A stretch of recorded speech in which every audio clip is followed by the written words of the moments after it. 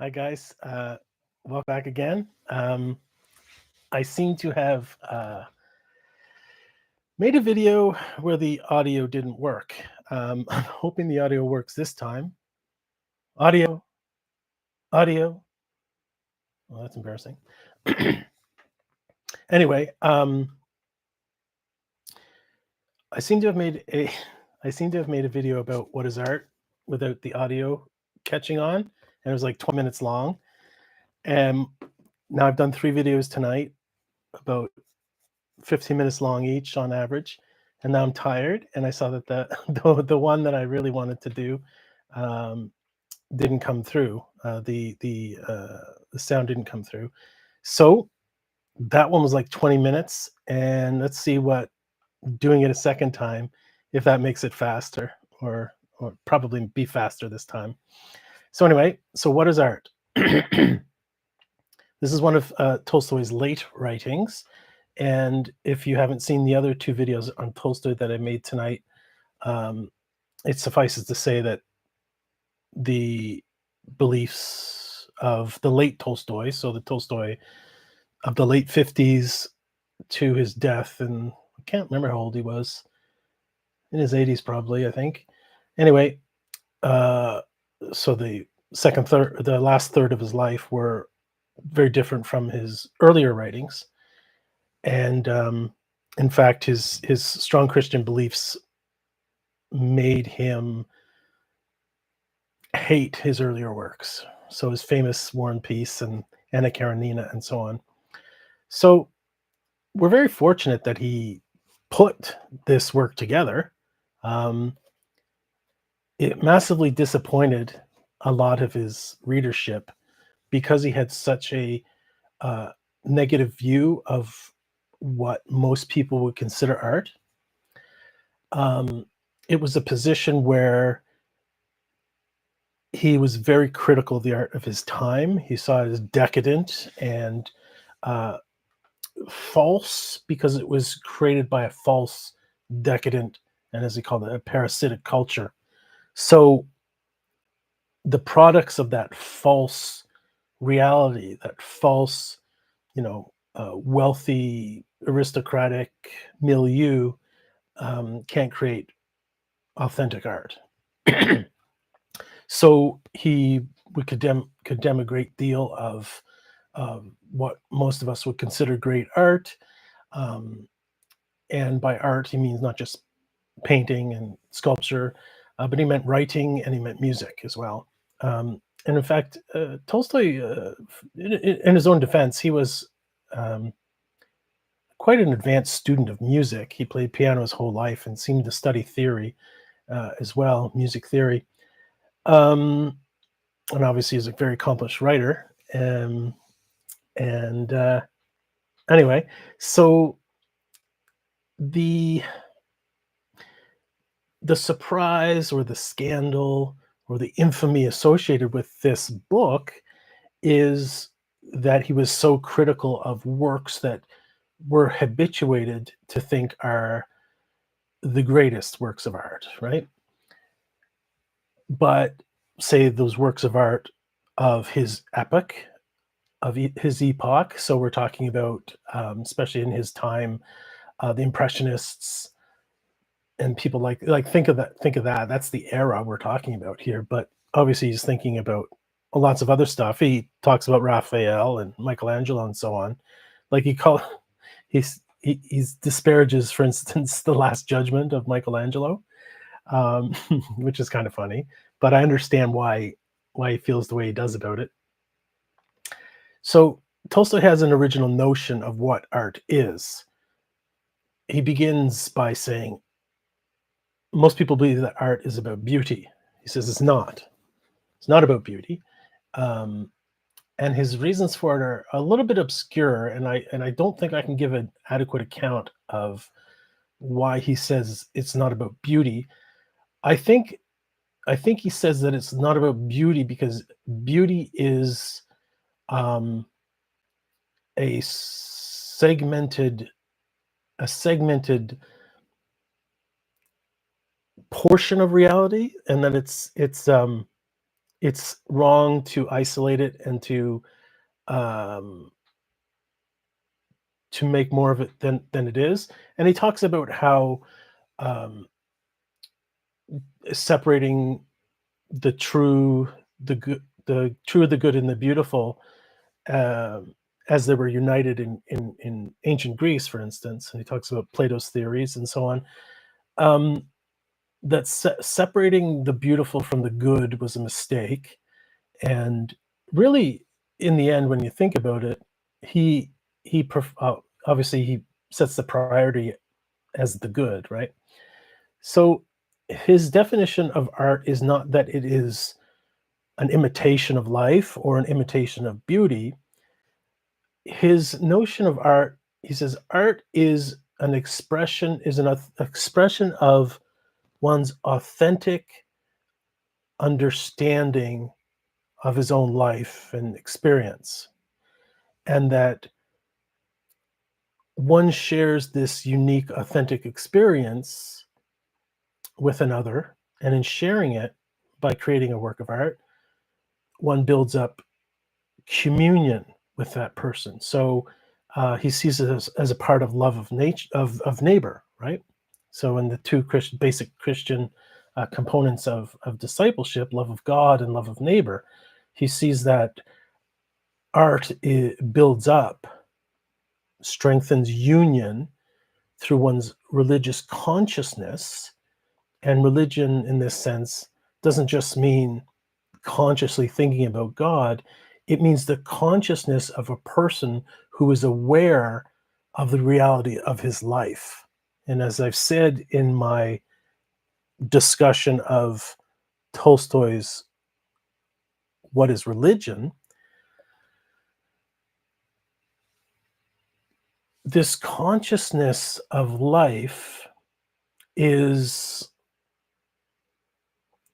is a very sort of pragmatic sense. So he looks at the model of the Russian peasant of his time, and he sees that the Russian peasant has a natural life.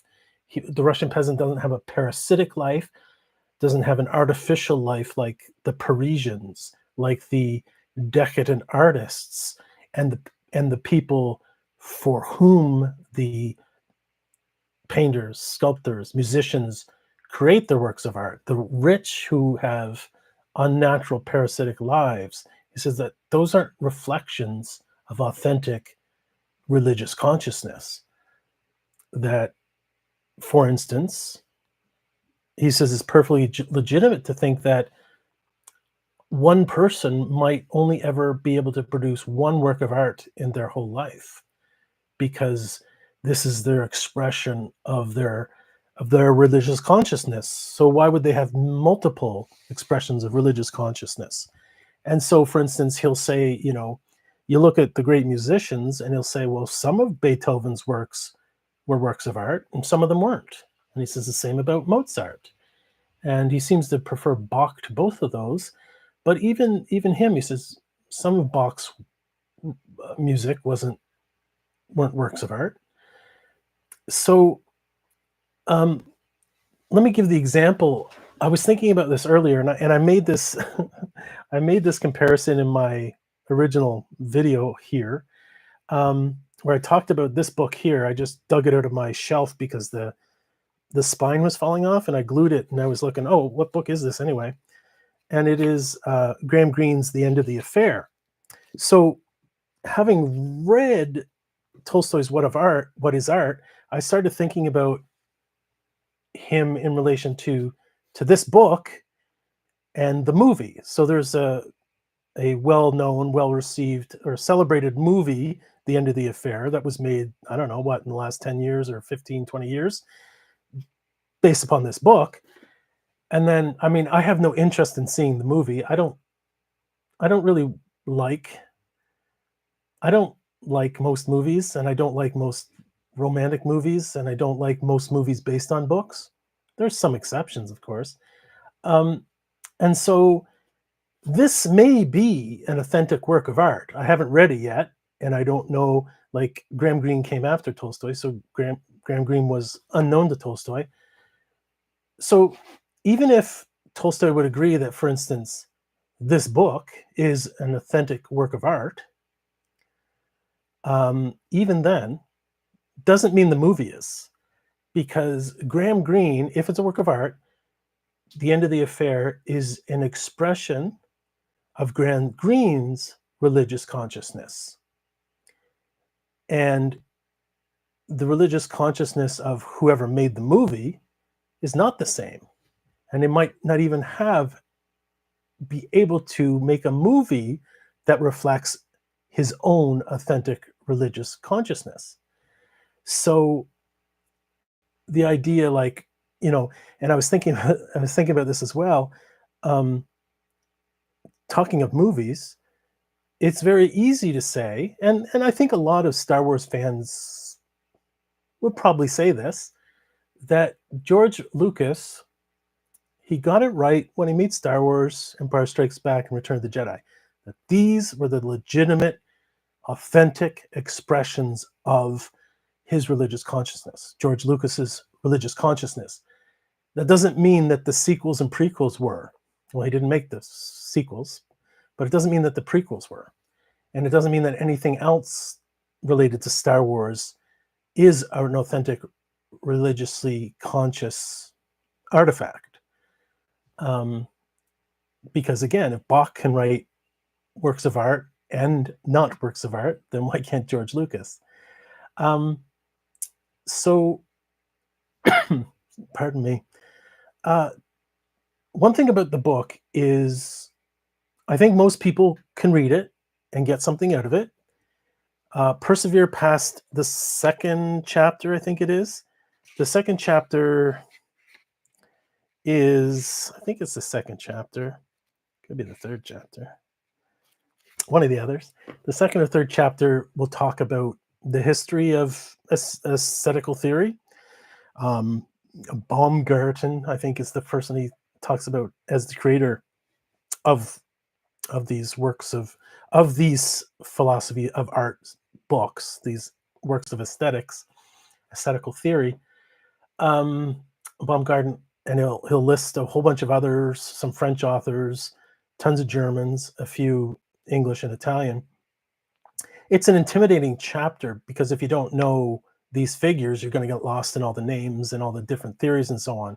So it's perfectly legitimate to just skim over that chapter, whatever it's chapter 2 or 3, and you'll get a great deal out of the book. Pardon me. So the first thing he deals with is he talks about art is not about beauty, and he'll give you some reasons why, and blah blah blah, and then he'll show what other authors have said about it, and he lists a number of greats, right? Kant and Hegel and millions of other authors, a bunch of unknown Germans, Lessing and Goethe and all these people. Um, and then after that he'll expound his positive doctrine, what he believes art to be. And as I said, for him, art is an authentic expression of one's religious consciousness, which one gains through a natural life in the world according to uh, what human nature is and what God intends for human nature, right? So it's not the life of the parasite culture. It's not the life of the aristocrats and their interest in sexual beauty, nudes, a la Rubens or David or whomever, Delacroix, whomever. It is, think of the peasant, think of the experience of the normal person in Tolstoy's view, the person who's actually living the kind of life that God intended, the life where one works for oneself, one builds up his neighbor out of his consciousness of the universal brotherhood of mankind, right? So, there's a lot in the book and a lot that's interesting, some that's not convincing, but definitely worth a read. and doesn't mean you have to accept it all, but I definitely encourage you to give it a fair read, because the idea that art must have something to do with morality is important. Whether you decide yay or nay, it's an important question. And I think, I mean, a lot of artists would disagree with them, and art theoreticians would disagree with them. They say that art is art for art's sake. It doesn't have a point. It is just uh, expression, right? Or is just uh, a reflection of the world, or a reflection of individuality or something. So anyway, I definitely think it's worth your time. There you go, and that's all I'm going to say about it for now. And I hope the audio came through this time. Thanks so much, guys, and hope to talk to you soon. Bye.